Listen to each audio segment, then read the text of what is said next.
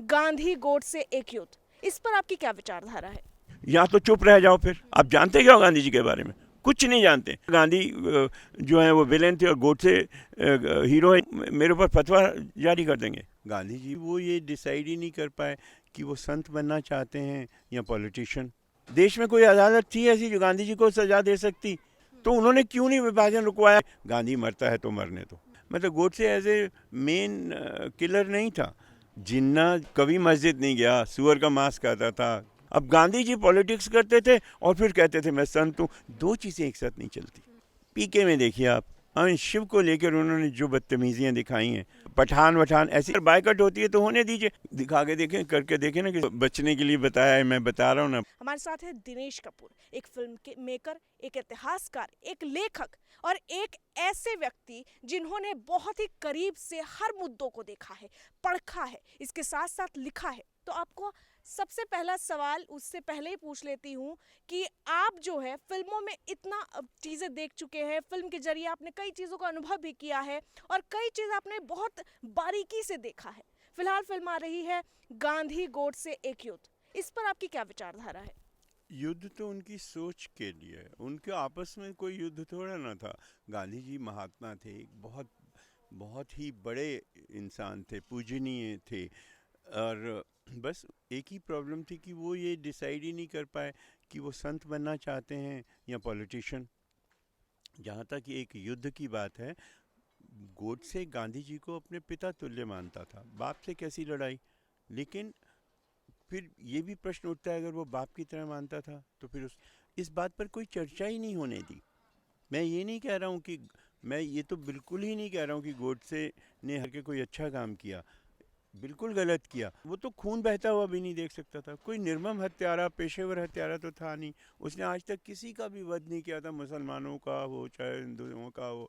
वो गांधी जी के आदर्शों पर आंख मूंद कर चलता था। उनके कहने पर 1922 में सविनय अवज्ञा आंदोलन के दौरान जेल भी गया था। तो उसने क्यों उनसे अलग हो गया? 1937 में वो उनसे अलग हो गया क्योंकि उसने देखा कि अहिंसा, गांधी जी की अहिंसा की सोच के कारण जितने लोगों मरते हैं उतने तो पहले और दूसरे युद्ध, पहले विश्व युद्ध में भी नहीं मरे थे। तब उसको ये तब उसको वीर सावरकर का दर्शन अच्छा लगने लगा कि अगर लड़ना ही है तो, अगर मरना ही है तो लड़ के मरें। जब पहला 20 जनवरी को जो पहला प्रयत्न हुआ जो असफल रहा उनके हत्या का, उसमें गोडसे शामिल, मतलब Godse as a main killer नहीं था। वो कहीं पर भी उस गांधी जी का दुश्मन नहीं बना। उसने कभी भी नहीं कहा कि मैं गांधी जी को मारना चाहता हूँ। किसी तरीके से वो संन्यास ले लें या राजनीति से हट जाएं। लेकिन जब पहला प्रयास असफल रहा, मतलब आप ये कह रहे हैं कि वो मारना नहीं चाहते थे? बिल्कुल भी नहीं मारा। उसके अपने शब्द हैं, वो गांधी जी को कहाँ मारना चाहता था। पर बाद में जब ये लगा कि किसी एक को अपना बलिदान देना होगा, को बलिदान के रूप में लिया। जैसे ये भगत सिंह ने लिया। भगत सिंह के पास कौन सा विकल्प था? कहाँ जाता वो अंग्रेज़ों के विरुद्ध लेके? अब गांधी जी तो सुनना ही नहीं चाहते थे। गांधी जी नम्र दल के थे, वो उग्रवादी दल का था। गांधी जी इसी वजह से बोस अलग हो गए, इस सावरकर अलग हो गए। और इस यही कारण था कि जो उन्होंने पटेल को आगे नहीं आने दिया। पटेल, अगर मेरे हिसाब से तो Patel would have been the saviour. Patel अगर रह गए होते तो पटेल ये सब नहीं होने देते। हिंसा बनाम अहिंसा की बात करते, और अभी आपने ये भी बताया कि गोडसे मारना नहीं चाहते थे। अगर मारना नहीं चाहते थे तो जब उनका अंतिम बयान जब कोर्ट में दर्ज किया जा रहा था तब उन्होंने यही बात कही कि मुझे कोई मलाल नहीं है कि मैंने गांधी को मारा, मुझे कोई दिक्कत नहीं है, मैंने जो किया वो गर्व करता हूँ मैं। तो फिर ये तो जस्टिफिकेशन हुआ ही नहीं। गोडसे ना खुद मानता था, ना हम में से कोई भी जो पढ़ा लिखा आदमी है वो ये मानता है कि गोडसे कोई मारने के लिए मारने गया था। वो तो ये, वो उसके सामने वही मुश्किल थी जो जैसे मैंने बताया, जो भगत सिंह के सामने थी कि वो करे क्या। देश में कोई अदालत थी ऐसी जो गांधी जी को सजा दे सकती? गांधी जी किसी भी देश, गांधी जी अपने देश, किसी भी इस देश की अदालत से ऊपर थे। उनके साथ सिर्फ जनता की अदालत थी। वो जनता के साथ, जनता उनके साथ थी। तो वो कुछ भी करवा सकते थे। तो उन्होंने क्यों नहीं विभाजन रुकवाया? पहली तो ये, हालांकि उनके बारे में नारे ये भी लगने लगे, गांधी मरता है तो मरने दो, जो आज तक नहीं हुआ था। अल्बुकर्क रोड पे जब बिरला हाउस में वो लेटे हुए थे, बीमार थे, तब प्यारेलाल उनके सेक्रेटरी ने आके बताया कि ये जो नारे लगा रहे हैं ये इसलिए नहीं लगा रहे कि आप अपना अनशन तोड़ दें, इसलिए लगा रहे हैं कि मरता है तो मरने दो, बहुत देश का नुकसान कर रहा है ये आदमी।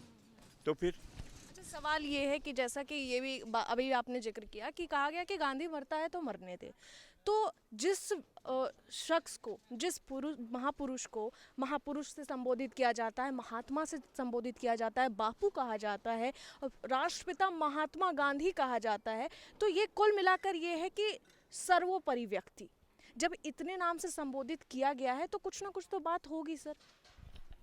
ऐसे तो जिन्ना को कायदे आज़म कहा जाता है। हर देश को, हर किसी को एक पेग चाहिए होता है, एक कील चाहिए होता है अपनी राष्ट्रीयता टांगने के लिए।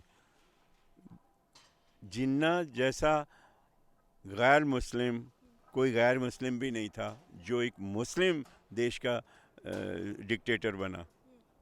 कभी मस्जिद नहीं गया, सुअर का मांस खाता था।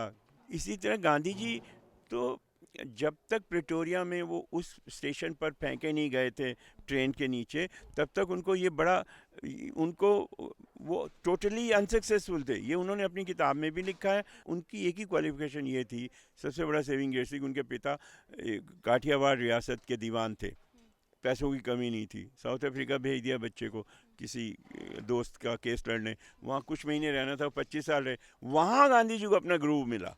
98% की जनता मेनली तो गांव में ही रहती थी, वो उनको अंधाधुंध फॉलो करते थे। वहाँ वो मतलब ईश्वर थे उनके लिए, महात्मा थे, उनका वचन गीता की कसम था। उनको तो पॉलिटिक्स आती ही नहीं थी ना 98% वालों को। अब गांधी जी पॉलिटिक्स करते थे और फिर कहते थे मैं संत हूँ। दो चीज़ें एक साथ नहीं चलती। क्या हुआ था कि जब इनको 20-20 साल की सज़ा हो गई थी, नारायण आप्टे और नाथूराम गोडसे को फांसी हो गई थी, उसके जो 5 साथी थे उनको 20-20 साल की सज़ा हो गई थी। 1969 में वो रिलीज़ हुए थे। राजकुमार संतोषी ने मुझे भोपाल बुलाया था, 3-4 दिन में वहाँ गया भी, इसी फिल्म की बात चल रही थी, पर हमारी बात कोई बनी नहीं। अभी भी आ रही है, लोग विरोध कर रहे हैं उनका। नहीं, विरोध तो मुझे नहीं लगता विरोध। क्या क्या कर लिया औरंगज़ेब की कब्र पे गए विरोध करके हमने? क्या कर लिया जब ये लोग तैमूर जैसे लोगों के नाम, अपने बच्चों के नाम उन पर रखते हैं? हम इतने बेवकूफ़ भरी बातों को बर्दाश्त करते हैं ना, तो विरोध करके क्या होगा? उनको भी बर्दाश्त करनी चाहिए, किसी की सुननी चाहिए ना। अब मैंने कुछ कहा तो आप भी वैसे ही हो जाएंगे कि मेरे ऊपर फतवा जारी कर देंगे। अभी आपने कहा कि आपकी पूरी ऑथेंटिसिटीज के साथ आपने जो आपका जो मंचन होने वाला है नाथूराम गोडसे और गांधी के बीच का जो चीज़ें हैं, तो इसमें ये बात आती है कि आपका किसी ने समर्थन नहीं किया, किसी ने साथ नहीं दिया, तो आखिर ऐसा क्यों? जब विचारधारा की बात आती है तो दोनों को रखना चाहिए, फिर क्यों विरोध हो रहा था? नहीं, विरोध कोई छापने को मेरी किताब तैयार नहीं था। बात वही है, या तो चुप रह जाओ, फिर नहीं, कोई नहीं सुनना चाहता, मार डालेंगे मुझे, गोडसे की बात सुनूंगा तो ये विरोध हो जाएगा, उपद्रव हो जाएगा मुझे, तो मत कहिए, आप बैठ जाओ घर में चुपचाप। मैं ही नहीं कह रहा गांधी जो है वो विलेन थे और गोडसे हीरो है। आप जानते क्या हो गांधी जी के बारे में? कुछ नहीं जानते। He was a great man. आजकल आप देख रहे होंगे सोशल मीडिया पर काफ़ी ज़्यादा बॉयकॉट की बात हो रही है, बहिष्कार की बात हो रही है, तो वहीं दूसरी तरफ जो फिल्मी सितारे हैं उनका कहना है कि ये बॉयकॉट गैंग है जिनके पास कोई काम नहीं है, बस ऐसे ही आ गए हैं और संस्कृति की बात करते हैं। ये पीके में देखिए आप, शिव को लेकर उन्होंने जो बदतमीजियाँ दिखाई हैं वो दिखा सकते हैं किसी और धर्म के लिए, किसी और मज़हब के लिए, वो सब ठीक है। और ये जो आप पठान वठान ऐसे, ये आप कुरेदते क्यों हैं एक पर्टिकुलर धर्म के लोगों को? लेट मी से, हिंदुओं को आप उकसाते क्यों हैं? मतलब पठान, तैमूर ऐसे, अरे कम से कम सलमान खान बजरंगी नाम तो रखता है, और हमें कोई एतराज़ नहीं है कि आप कोई भी नाम रखिए, कुछ भी नाम रखिए, पर किसी दूसरे धर्म का अपमान तो मत कीजिए ना। उस वजह से अगर बायकॉट होती है तो होने दीजिए। कोई सलमान की फिल्म में तो नहीं बायकॉट कर रहा, लेकिन अब आमिर अपनी फिल्म में दिखाएगा, मजाक उड़ाएगा हिंदू देवी देवताओं का, दिखा के देखें, करके देखें ना किसी दूसरे धर्म के का अपमान, फिर क्यों नहीं बायकॉट? होने दो बायकॉट, होता है तो। एक एक आरोप लगता रहता है कि हिंदू सॉफ्ट टारगेट बन गया है, ऐसा मानते हैं आप? मैं बिल्कुल मानता हूँ, हम लोगों को तो बिल्कुल सॉफ्ट टारगेट है हम। कोई भी आके कुछ भी बोल जाता है, हम नहीं बोल सकते, हम बोलना भी नहीं चाहते, हमारी तो यही प्रॉब्लम है। हम लोग बाय नेचर ऐसे हैं। अब आरएसएस के ऊपर बात होती है, गोडसे के ऊपर बात होती है, फटाक से डिफेंस पे आ जाते हैं। अरे क्यों, क्या कहते हैं आरएसएस? नमस्ते सदा वत्सले मातृभूमि, अपनी वात्सल्यमयी मातृभूमि को माँ के स्वरूप में हम वंदना करते हैं, इसमें क्या प्रॉब्लम है? कोई अशांति का संदेश दे रहा है ये? जो अशांति के संदेश देते हैं उनके लिए कुछ नहीं है। आपको क्या लगता है कौन फिलहाल देश में अशांति का माहौल भी पैदा कर रहा है और कहीं ना कहीं एक संदेश भेज रहा है पूरे देश में, कौन लगता है आपको? देखिए सिंपल सी बात है, ना हिंदुओं को ना मुसलमानों को आपस में कोई प्रॉब्लम नहीं है। आम जनता को, सब अपनी अपनी रोजी रोटी कमाने में लगे हुए हैं। जो प्रॉब्लम क्रिएट कर रहे हैं वो इनके नेता हैं, किनके नेता?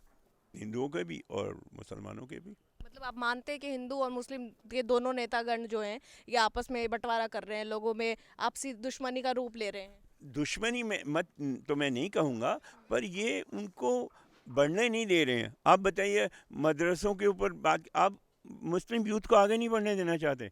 वही गांधी जी वाली बात है कि जो 1896 में साउथ अफ्रीका में उनके अहिंसा के उपदेश काम कर गए थे, वो यहाँ आने के बाद 1922 में भी करेंगे, 1947 में भी करेंगे। ऐसा नहीं है ना, वो उनकी सोच अब अलग है। अच्छा, जैसे नाथूराम गोडसे वो खुद भी आरएसएस से जुड़े थे और हिंदू महासभा से भी थे। वो भारत जोड़ो यात्रा में कांग्रेस के जो पूर्व अध्यक्ष भी कह सकते हैं, नेता भी कह सकते हैं, और फिलहाल नेतृत्व कर रहे हैं भारत जोड़ो यात्रा की, राहुल गांधी आरएसएस पे खूब बोलते हैं, खूब नजर आते हैं, और ये भी कहते हैं कि नफरत जो आजकल फैल रही है ना, ये बीजेपी की सत्ता आई है उसके बाद से और फैल रही है। मैंने बताया ना, हमारे ही क्रू में कई मुसलमान हैं, मेरे नाटक में मुसलमान हैं। मेरी फिल्म जो बनाई थी वो सुहेल कुरैशी ने बनाई थी, वो उसके कैमरामैन थे। मतलब आम इंसान को कुछ लेना देना नहीं है। राहुल गांधी कह रहे हैं और नेता कह रहे हैं, कोई आम इंसान तो नहीं कह रहा। और जो कह रहा है आम इंसान, वो इनसे प्रेरित, इनके उकसाने से होकर कह रहा है। आप मुसलमान हैं या हिंदू हैं, मुझे उससे क्या लेना देना? आप भी अपनी रोजी रोटी कमाने के चक्कर में है। अब मैं थोड़ा रिटायर हो गया हूँ, कम कमाने के चक्कर में हूँ, लेकिन ना तो मुझे, हमारे पड़ोसी हैं कुरैशी साहब, इतने अच्छे ईदी हमें मिलती है, उनके चले जाते हैं, घर की चाबियां हमें देंगे, हमें क्या प्रॉब्लम है? प्रॉब्लम इन नेताओं को है जो अपने बच्चों को ये लोग जिहाद नहीं सिखाएंगे, उनको भेजेंगे फॉरेन यूनिवर्सिटीज़ में। यहाँ इनके बच्चों को कहेंगे कुर्बान हो जाओ, तुम्हें जन्नत मिलेगी। तो कोई प्रॉब्लम, सब समझते हैं, everybody can see through it. कोई भी अनपढ़ से अनपढ़ भी हमारे देश में कैन सी थ्रू इट। अच्छा, नाथूराम गोडसे की जो भी फिल्म आ रही है गांधी गोडसे एक युद्ध, इस फिल्म में एक डायलॉग है कि धर्म के लिए, देश के लिए हिंसा ज़रूरी है। इस सेंटेंस को अगर आप देखें फिल्म मेकर के रूप में, तो आपको लगता है कि अभी समय है इस बात को, इस सेंटेंस को, ऐसे डायलॉग को बोलने की? ये किसने बोला? मैंने फिल्म नहीं देखी। इस ट्रेलर में गोडसे का जो किरदार निभा रहे हैं, गोडसे की तरफ से ये बात आई है, ये सेंटेंस बोला गया है, तो आप इस बात से रखते हैं कि हाँ भैया सही है ये डायलॉग? अगर बोला है, ये मेरे रिकॉर्ड में तो नहीं आया कि गोडसे ने कभी ऐसा कहा है।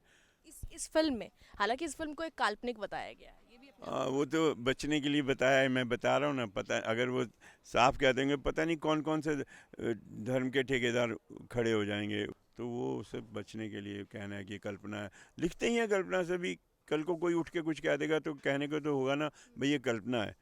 मैं तो कह रहा हूँ कि मेरे प्रेम में जो भी है वो फैक्ट है। आप पूछे मुझसे, मैं आपको हिस्टोरिक प्रूफ दिखा दूंगा। आप कह रहे हैं फैक्ट है, लेकिन राजकुमार संतोषी जी कह रहे हैं कि काल्पनिक है। ना, मैं ये नहीं कह रहा हूँ कि फैक्ट है, मैं कह रहा हूँ मुझे नहीं पता कि गोडसे ने आप अपने आप जो कह रहे हैं कि आपने जो नाटक लिखी है और आपने जो मंचन करना है आने वाले समय में, वो फैक्ट के साथ। हाँ, वो फैक्ट के साथ है। ये गोडसे ने कहा है, मैंने नहीं पढ़ा, इसलिए मैं नहीं कह सकता कि ये फैक्ट है या नहीं है। ये गोडसे का अपना, किसी ने अपना अगर उसको एट्रीब्यूट किया है ये सेंटेंस, तो किया होगा, मुझे नहीं पता, मैंने नहीं किया ये, और मैं नहीं समझता कि उसने ऐसा कहा, क्योंकि ये उसकी सोच नहीं थी।